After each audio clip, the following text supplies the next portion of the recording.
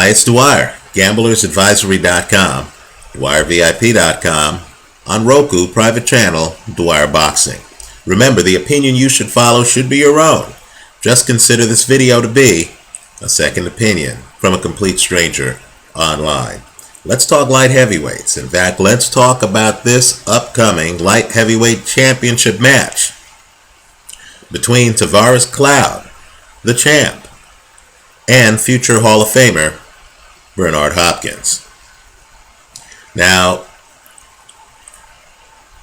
so much of boxing is a mirage. There's so many optical illusions in the sport that you really have to wipe your eyes and look again at the picture to make sure you're soaking it all in. Let's look at Tavoris Cloud. You know what they say. Pressure breaks pipes. He's a front foot heavy-handed pressure fighter, right? He is coming forward. He blows guys out. He's throwing heavy punches with both hands. He doesn't need a wind-up. Quite frankly, he is the light heavyweight version of Lucas Matthysse, right? Not in a hurry, but yet is constantly backing you up. Doesn't seem to care, not even a little bit, about what you're throwing back at him. Has supreme confidence in his chin. Seems to feel that he's the only one who can hurt you. The fight comes down to, when is he gonna catch you? Big time punching power, has a puncher's mentality. The sport must seem easy to him, right? Hop in the ring, slowly walk down your opponent, catch him, end the fight, go home, get paid, right? Must seem very easy. And when you look at his resume, some big names pop out. Former light heavyweight champion, actually a pretty good fighter, Clinton Woods. He beat him in Woods' last fight. He beat former champion, the Road Warrior, Glen Johnson. He beat Fulgencio Zuniga, who has been a big-time contender for so long that he recently fought James DeGale. Right? He beat Yusuf Mack, another long-time contender, who of course also fought Carl Froch. So as you look at the Cloud resume, even former champion Gabriel Campillo, Cloud fought him and Cloud was awarded the decision. As you look at the resume, and as you look at the punching ability and the fearlessness, the fact that this guy is always coming forward, he's always trying to hunt you down, he's always trying to throw big punches, you have to say to yourself, wow, is this guy as good as he looks? And of course, hey, we're online. Sometimes the hard truth is very hard. I would say no. Let's look under the hood. Glen Johnson. After fighting Tavoris Cloud, it's true that Johnson beat Alan Green. But let's remember, Alan Green has had his own problems in the ring, right? Most recently losing to Mikkel Kessler. But other than that Green victory, Glen Johnson, great resume and all, right? Johnson, who is 44 years of age as I make this video, since losing to Cloud, lost to Carl Froch, Lucien Boutte, Andres Fonfara, and George Groves. So while Glen Johnson is a big name on Cloud's resume, was Glen Johnson remotely close to prime Glen Johnson when he fought Cloud? If you look at the fight too, I actually thought Glen Johnson had a chance in the fight. Then of course I looked at Glen's body right before the fight started, let's just say Glen wasn't in top shape, right? Even though Glen wasn't in top shape, he was able to go 12 rounds against Tavoris Cloud. I understand Johnson has one of the sport's legendary chins, but it is noteworthy that he went 12 rounds against Tavoris Cloud. Let's look at Zuniga. Since losing to Tavoris Cloud, Zuniga has lost to Tommy Gunn, Tom Oosthuizen. He's also lost to James DeGale. Let's look at Clinton Woods. Clinton Woods literally retired after the fight. Gave interviews where he said he thought he didn't have it anymore.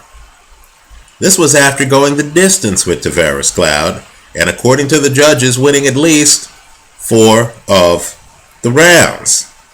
Tavoris Cloud's resume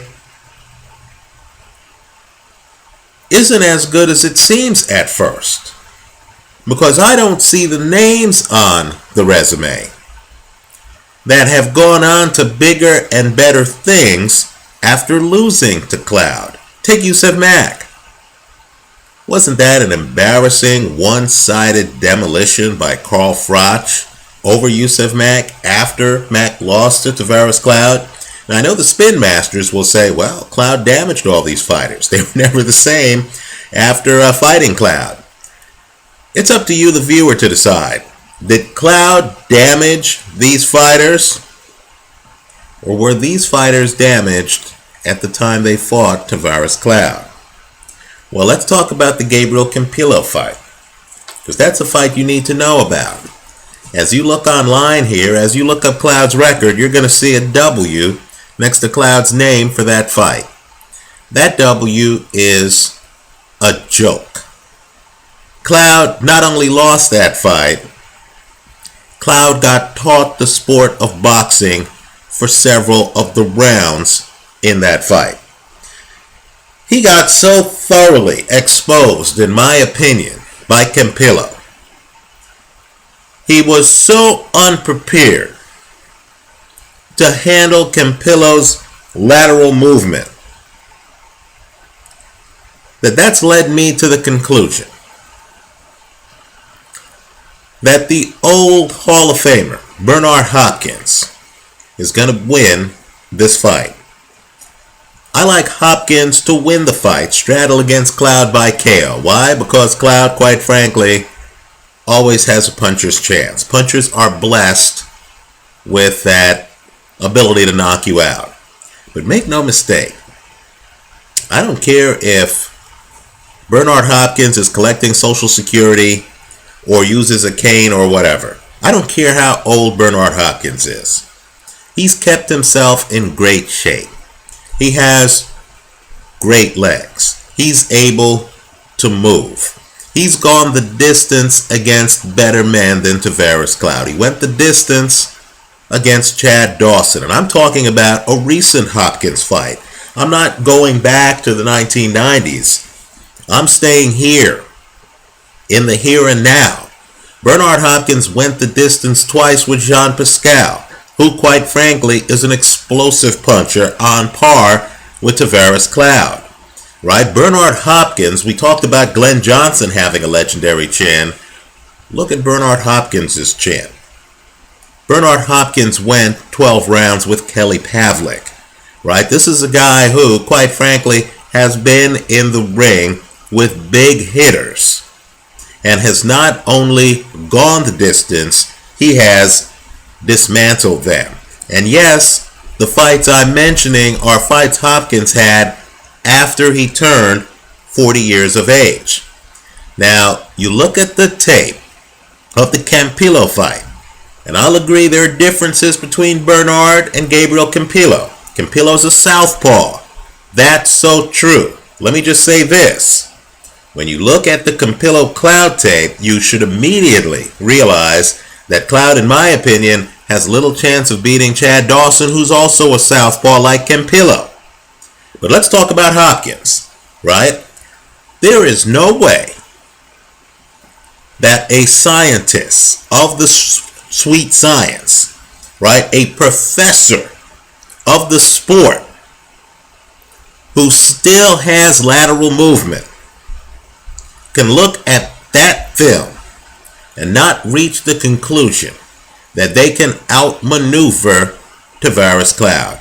Keep him turning like a top, have him turning into counters, have him unable to catch up with you.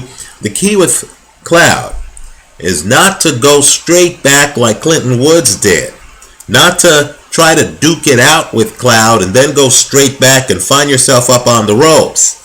No, it's movement. It's circling him.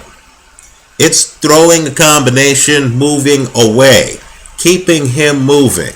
Because you know that as good as Tavoris Cloud looks in the ring, it's all front foot.